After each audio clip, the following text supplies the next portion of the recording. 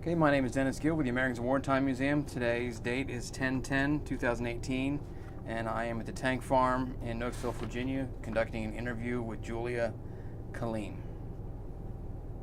And ma'am, if you could tell us your name and where were you born? My name is Julia Kaleem, and I was born in Vero Beach, Florida. Okay. And what branch of the service were you in? I was in the Army. The Army.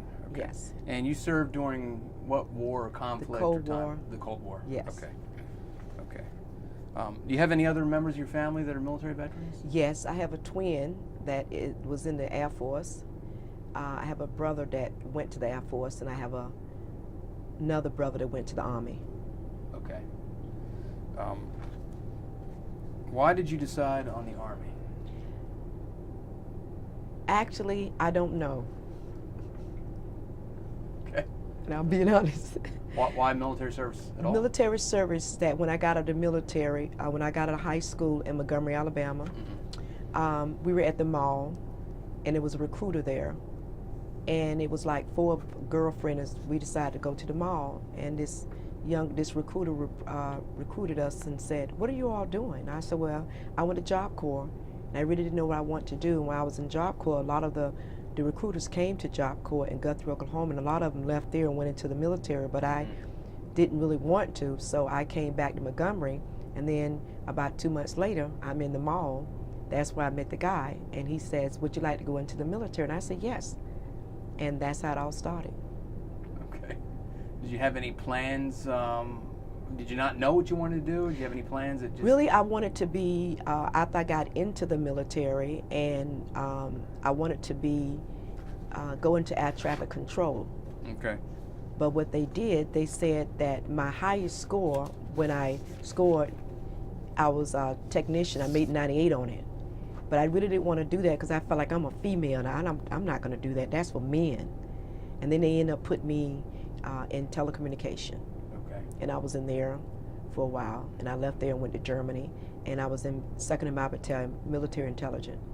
And I was in Germany, yes. Let's rewind a bit. So, where did you enter training? Where were you basic? Fort McClellan, Alabama. And what was that like? It was great. At first, when we first got there, we were in the MP barracks. Then we were moved from the MP barracks. We was the first platoons that was able to live in the big facility they have that was in Fort McClellan. Okay. We was in the MP barracks for a while, for about a month, and then they moved us over to the new buildings that they built there for the wax. Okay. Yes. And what is wax? What is that? Women of the Army Corps. And at that time, I remember going in. We had boots, stockings, and socks that we had to wear every day. And we had a green uniform. Even when I took my picture, people thought they just we was in the field, and they just put a coat over us, and that's how we took our pictures. Okay. And we had to dress, and we went when we did PT. We just took the little skirts from off, and then we had shorts on too, and then we put the skirts back on. Right. The green skirts. What was anything stand out about your training, your basic training? My basic training was everybody. A lot of the people that were in there with me, their family was in the military somehow. And one thing that I do remember is that when we first got there, we had to learn the ranks. Okay. And a lot of them didn't know how. So it came to my mind, I know I can help them. And I said, if you can just remember, you put 12 and 1 together, that's 1 o'clock. And that's how a lot of them started learning. So I was more like a helper, Right. you know, so that's what I did. Okay. And I enjoyed it. It was really nice. We had a very strict drill sergeant. Her name was Drill Sergeant Stanfield. If she's still alive, hi. So your basic training, is it's all females, correct? You're not Yes. You're not intermingled Right. at all. No with co-ed. No co-ed. men? And is your drill instructors are all females? All except one. We had one. Okay. Yes. Okay. Was it? I assume that was the first time you'd ever done anything even remotely like that. Well, I was in Job Corps. Job Corps is something like that. Okay. It was strict. You had to get up in the morning, Okay. prepare your bed with 4 corners. So, but I learned a lot because my mom was worked as a nurse there in Vero Beach, and she was very strict. She taught us how to do the four corners, Right. military from the nursing. Okay. So, Okay. and being able to pull that cover and so it can bounce. So I used to help a lot of people with their beds. So you had some preparation. Yes, I you know, did. you had- Yeah, and okay. being in Job Corps, I was in Job Corps. I went to Guthrie, Oklahoma. I didn't know what I wanted to do, so I left and went to Job Corps. Okay. So. So so after basic training, do you know when you enter service what you're going to be, what you're going to do, what your MOS is going to be? I knew that I wanted to work with airplanes, Okay. but I was very disappointed when it was time for me to get out. They wanted to cross-train me as a 71 Lima, and I said no. I said, I really want to, if I'm in telecommunication, I would like to go into air traffic control. And at that time, the training was in Texas. Okay. And it was six months. And I said, can you give me something in writing? And they said no, and I got out. Okay. So when you're in basic, you don't have a guaranteed career field yet? No. Not yet. Okay. No. When do you find out what your career field's going to be, and then what your training's going to be? Fort Gordon, Georgia. Okay. We had to go into this strict, secretive there in Fort Gordon, Georgia, and then and they said, would you like to be technician? And I said no, I don't want to do that, because my mind was on I got to be in the cold. Right. I have to do this, I got to do that, mess with wires and things. So they ended up putting me, because I could type like 90 words per minute. They say it'd be a good field for you to go into telecommunication, and I loved it. And what does that field entail? Secret messages, and after that, I was so great that they decided to have me to go to the comm center in Bremerton, Germany, and every morning I would have to pick up all of the classified and set before the general, and we had to separate them, what was classified, non-classified, things like that. Okay. And I enjoyed that. Okay. And I have to say, I wanted to drive, a stick. Right. And I passed the test, but when the drill sergeant, Harry Laycock, that was his name, took me out, he was a sergeant, my sergeant overseas. Okay. I ran into a fence, so they said, that's all right, we'll have somebody drive. Right. So that's what happened. I couldn't get it back and I panicked, and I ran right into the fence. They said, no more for you. So I never had to do duty driver. Somebody would always take me to Right. premise and bring me back, because Gotcha. I ran right in. But I learned how to drive a stick, though, from the military. Good. Yeah. So how long was your training specific to your career field? How long was that training? It was about, from basic training, I think we had 6 weeks, 8 weeks, and then we left there, and I Okay.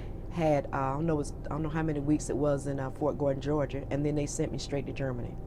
Okay, so you go right to Germany. Yes, I went straight Did to you Germany. have a choice in that, or was that? No, and I was scared, and when I got there, you would not believe, I was the only black WAC that was there, all men. Okay. And they put us we were in an old hospital. We had to paint our own barracks the way we wanted it, and then after that, finally, we left and we went to Bremerton, and that's where we was in the new buildings by the fire station in Bremerton, Germany. Okay. And that's an Army facility? It's not Yes, it's joint, Army. Joint base? Yeah. Okay. I think it's, in Mutual it was Air Force people that was there, but we was in a little area. We only had, when it was me, and then 3 other girls came, so I think total was about 4 girls there Okay. in the whole place, second in my battalion. Okay. Yeah. What And, years were you in Germany? From 1976 to 1978. Okay, so this is the height of the Cold War. Yes. What kind of, do you know what your mission was? What kind of stuff you were dealing with? I dealt with a lot of things, but one thing I liked about Germany was that we worked as a team. Every month, our command would rent a bus and allowed us to go different places to see Germany. Mm-hmm. And I remember I held the flag for, they had a ceremony, and I held the flag in Augsburg, Germany. We had changed the ceremony, yes. And I enjoyed it. It was cold, and everybody got along with one another. It was more like a team, and I like Right. that. How many people would you have worked with, would have been assigned to Well, your actually, section with or me unit? in telecommunication, we had 4 people that worked, and we worked with Teletypes, and we did a lot of work. We worked 12-hour shifts. Okay. 12-hour shifts. Was it around the clock, so there was somebody come on after you? Yes. Or it was? And then it was in 12 hours every day. Okay. Any downtime at all? Yes, when they on the weekends sometime if I Okay. wasn't working, and when holidays, that's when the commander would get together and take us different places. I learned a lot. Right. Went there, and we went to the grapes. We did a whole lot. They made sure that we had a good time in Germany, and Right. that's what I liked about it, because we just didn't stay there. The commander was pretty good on making sure that he rent and we go different places Right. for the weekend, 4-day weekend pass. Okay. Okay. That because we didn't know where else to go, but they did it for us, Right. and it was really nice. What part of Germany is this in? Muchewala, Yeah. and then from Muchewala we went to Premison. Okay. Yes. Where is that? It's not too far from K-Town, Okay. and because we would take our equipment to bomb holder when it needed to be fixed. Right. Yes, a lot of teletypes. Is there anything that stands out? Well, I your do. time? I know what stands out. I remember when I first got there, it was like in the area where I was working in, it was more like 15 teletypes. And that was the first time I had my injury. We had a drill sergeant named Harry Laycock, that was his name. And he had us to lift teletypes. And one of them fell in my arm. So it just fell in the middle of my arm. And I couldn't and I'm totally left-handed, so it took a while for me to use it, and Yeah. still I have trouble with it now. I get shots. Yeah. What kind of injury did that? It hit in here where the plastic tubes are, Oh, okay. and every now and then I could still feel it. And when I was in the government, I had a dragon speaker. When it got cold, when I couldn't use it, and a special mouse, because I use this finger here, and I don't use this finger. And you said you're left-handed. Yeah, so. totally left-handed. Okay. Yeah, and because I was third-degree burn coming into the military. I told them I couldn't do it, and I was trying very hard, and the last one just fell right in, and they grabbed it, and Yeah. my arm was in a sling for a while. Only thing I could do is eat and write a little bit. Right. Yes, and that's the thing that stuck out. Yeah. But as far as everything else, I love the people, and I'm a team player. And then I got married over there. Oh, okay. I got married. Somebody you met in the Army? Yes. Very nice. What about you've never been anywhere, I guess, outside the United States before that? Just to, no, I haven't. No. Just to, from Vero Beach to Orlando, and then Guthrie, Oklahoma, and things Okay. like that. But I've never, matter of fact, that was the first time I ever ridden on a plane. Okay. And on that plane, the airline steward, they was really helping me out, because, the turbulent, every Right, time when yeah. the plane went, I said, oh, the plane's going to crash. And I think I didn't even hardly go to sleep because I was just so nervous, and but other than that, they took care of they say, it's okay, ma'am. They said, we know this your first time, but I know those people are getting upset with me, because every time when I say, oh my God, it's going to crash. And I've been traveling ever since. Very good. So Yeah. what's it like for somebody who's never been outside, the United States, and now you're not only outside the United States, but you're essentially was by yourself, scary. away from your family? It was scary, and it was scary because getting there, as I stated, I was the only black female. There was only 2. Okay. That was it in our company, and the rest of them was male. And I decided to get out and walk around Muchewala, and I met this young lady. She was, her dad was in the military, and I'll mention her because she's my very, very best girlfriend. She comes across the road track. She didn't know me. And I said, hey, you, come here, come here. She looked at me, and she says, yes. I say, will you be my friend? And she looked at me. She said, I guess so. And ever since then, we've been friends. And when she left with her father, and I was still there, we lost each other for 10 years. Mm-hmm. And she went to Atlantic City. I would call, and all of a sudden when I moved, I couldn't find her number anymore. And on the train, I was late going to a funeral in Atlantic City, and she was late going to work. I'm sitting on the train talking in DC, and she said, Gigi from Germany? And I said, excuse me? And she put off her glasses, Boy, we had a time on that train. I was crying. She was crying. People telling us to shut up. I say, where have you been? Oh my God, for 10 years it was predestined. Yeah. And she remembered my voice. Wow. She remembered my voice. She said, Gigi from Germany. And boy, I was jumping up. One lady was telling me to sit down. Everybody was clapping. And we had, about a year later, we worked together for 10 years. I mean, 16 years. Wow. And it, yeah. Wow. And her husband passed away. Now she left and went to Germany. Not Germany, went to North Carolina. But we talked to each other most every day. Wow. Yes. That's very cool. And she was my best girl. And even though I loved my twin, I forgot all about it. But she was my best for my wedding. Right. Wow. When I got here, yeah. How do you keep in touch with family? How do I keep while you're over there? To be Do you honest, make phone calls or? I don't think we knew how. I went home for vacation, and I wrote, but other than that, that was it. Because the job I had, it was very demanding. A lot of the messages and things like that. Right. And when there was alarm, to go to the field, I didn't have to go. We just signed in, and because I worked in the telecommunications center as well, yeah. And matter of fact, I'd never gone to the field. Only time I had a field experience is when I was in basic training. Okay. Did you have any, since you're over there in Germany during the Cold War, did you guys have any training that you had to do, chemical weapons training or, nuclear fallout training or anything like that, just in case you were ever attacked? We had to have, they gave us a protected mask. Okay. And every month, every 2 months, we have to wear it for 2 hours, sitting at our desk. Okay. Yes, that's what we did. That was your training. That was our training because I worked in telecommunication. Right. Those messages was coming in, so I was more like Sean. A lot of the personnel, they went to the field, but we didn't really have to go. Right. But we was in those vans, 12 hours a day, and then we left the vans and we had a place there and where we was locked behind secured double doors. And that's where you worked? That's where I worked at. And we was in the vans at first, and then we left the vans. Okay. And then they made us a place where it was a double lock on our, and it was like 5 of us in there, and that's what we worked.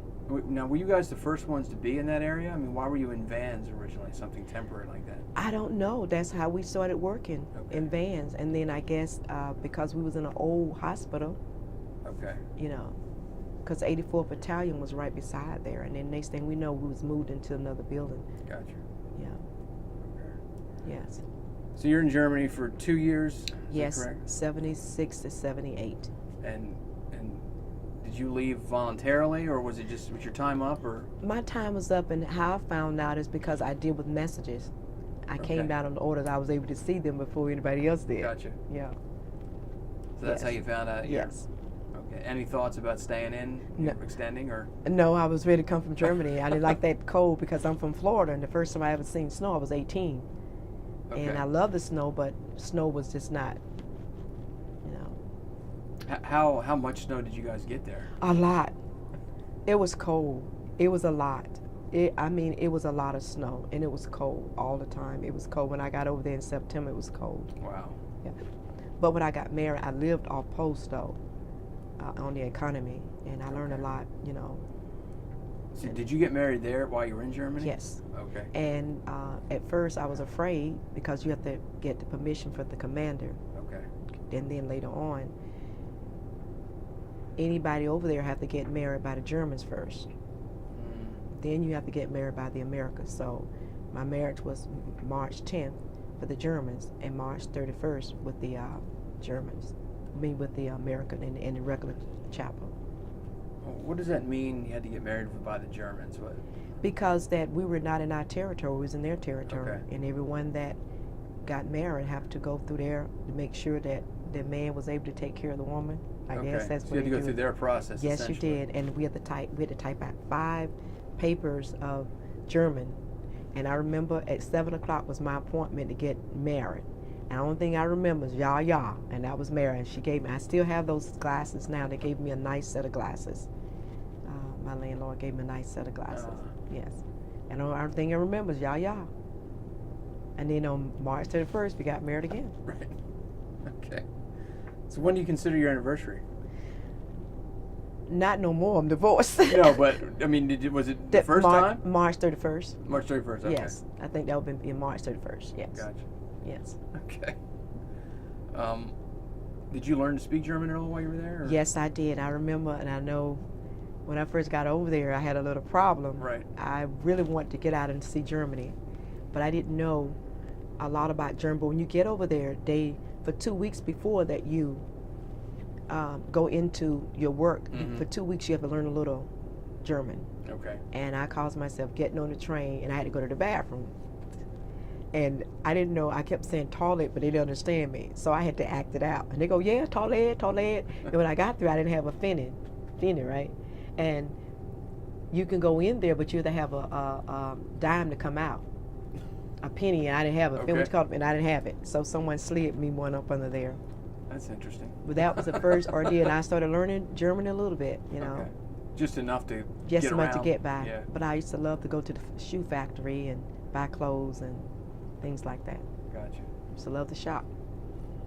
Was it an overall good experience? It was a very with good the Germans? experience. It was very good experience. On my honeymoon, we went to Italy. Okay. And Italy is a place that if they don't have any change in their drawer, they give you what they expect it was. And they owed me 500 lyrics. And I'm fussing because I say, no, he didn't understand it, I didn't understand it, and the two of us was waiting on us. And one thing I learned about Italy, that if you don't go across the street with the Germans, you can be there all day. Right. Because they just, so when the nuns, they'll stop for the nuns, they're not gonna stop anybody else, you gotta run across. Right. And those are the two things I learned about Italy. Okay. You know, they don't give you change. If you don't have it, you get, and I said, no candy, no candy, no candy, fight, then you did it. Yeah. And I was arguing, they were arguing, and then finally the guy gave me, you know, the tour. They was waiting on me as I was going to get left. Right. And it was nice. Yeah. But I ended up with, I brought back a pocketbook, a leather pocketbook with my initials on it. Now, when you're in Germany, at that time, the Cold War, you're literally on the front lines of the Cold War. Yes, we were. We was out you're there. not that far from You're right. East Germany. We were only 8 clicks from the border. Okay. And not too far from Fischbach. Okay. Yes. Was there any apprehension about how close you were But we to had the enemy, if you will, or we had they constantly drilled us on that Okay. we went places to be careful, what not to say, what don't wear this, don't wear Okay. that in your car. Make sure, just like they do in the government, to make sure that you don't display nothing. Have something. Yeah, Right. that was done constantly all the time, and we had to be very watchful. Were you watchful for spies? I mean, is that what Yes. they were kind of getting? Yes, because okay. they taught us in the military, 2nd MI Battalion, when I went there, all of that. And you believe that even when I got in the military and started working for the government, I got hired by CIA. And that was very, we had to really Right. concentrate. So I worked for them for about almost 4 years. Yes. So I guess you're taught. Yes. Don't trust anybody. Yes, and I'm like that now. Right. I'm very, I know if people that know me and they call me Juju, if I don't understand something, I'm saying, I don't understand that. You have to explain that to me. Right. I'm like that because that's what we were taught. Okay. And I know a lot of them probably say, well, she doesn't understand. No, I want to make sure, because the job that we had, we couldn't say that we understood and then we have to get out there and do it. We had to make sure we understood our job. Okay. And I'm like that now. I know that sometimes people, when you begin to speak to them and you ask them to explain it, sometimes they can become very, it's that you're undermining expertise. Right. But it's not that. A lot of people can talk, but they actually explain. A lot of them can't explain what they're actually saying. And you have to break it down. I'm that type. Okay. You break it down to me. Gotcha. And I'm like that now. I'm very observant. How did you see that? You were talking. Yes, I observed very well. Right. Right. I've always been like that. Very good. So you get out of the military. right after, when you come home from Germany, you're out of the military. What's it like to come back to the United States? Scary. Learn how to cope with the civilian life, because immediately when I got out, I had a stroke. I couldn't walk and I couldn't talk, and I was all twisted up like this here, and twisted up. And 30 days after I got out of the military, and it took me a while to walk again. And and I didn't start working for the government until 1984. So that was the first job I had after I got out. Right. And I still have some of those blood clots. Yeah. Yes. How do you think, looking back on it, how do you think your military experience has affected or shaped your life? It helped me a lot. I guess because I see a lot of my friends, they're idle. And it helped me to cope with the world, meet people. And I've always had a personality. And I'm very inquisitive about a lot of stuff. Right. And it helped me out a lot. Because when I went in and told my twin I was going in, Judy, she went in after me. But because I was on the Lady Inches program and getting into telecommunications, she was able to went right into the Air Force. Okay. And I had to wait September, and I didn't get to go until February the 9th, 1978. Yeah. Gotcha. But it shaped me very well, and not only that, living with a mom that was very strict, very clean, it taught me a lot of discipline, because I used to, I love to go, and I still love to go. It shaped me a lot. Right. And I'm able to, especially with the rules and regulation, being in the government, that's one thing I learned was my regulations. I also was chief steward for Military Traffic Management Command. Okay. And I learned a lot about my regulations. And I believe that's what, when you get into any field, you should know your regulations. Yeah. Know what to do, even when someone try to tell you, be respectful, quote the regulation to them, and if they still want you to, especially your boss, if they still want you to do it, write it down, let them know, so if you get in trouble, it won't be you, it'll be them. Right. We're taught that, but never be insubordinate, regardless. Yeah. So that's what we're taught. But I'm very outspoken, but nice. I'm not a person go at someone, but I do speak my mind. One thing they taught us, there's 3 types of power. 1, God, your supervisor, and the power, meaning your feelings. Regardless of how you feel, whether it's right or wrong, it is still your feeling. You speak your opinion. Don't let anybody sway you. Right. And we can get upset or whatever, but your feelings is your power. Don't let anybody take away your power. And that's one thing I've learned, to speak, to be honest. Not a fake, but to be honest of how you feel. Right, right. So overall, positive experience. No regrets. Well, no regrets. I mean, no regrets. It was, that's what, I don't know, the Army, it taught me discipline. And I had a few moments in the military, and then I spoke my mind, got in trouble a little bit, but they found out it wasn't me, it was the sergeant. Right. And I don't mind sharing this, you don't mind. Sure.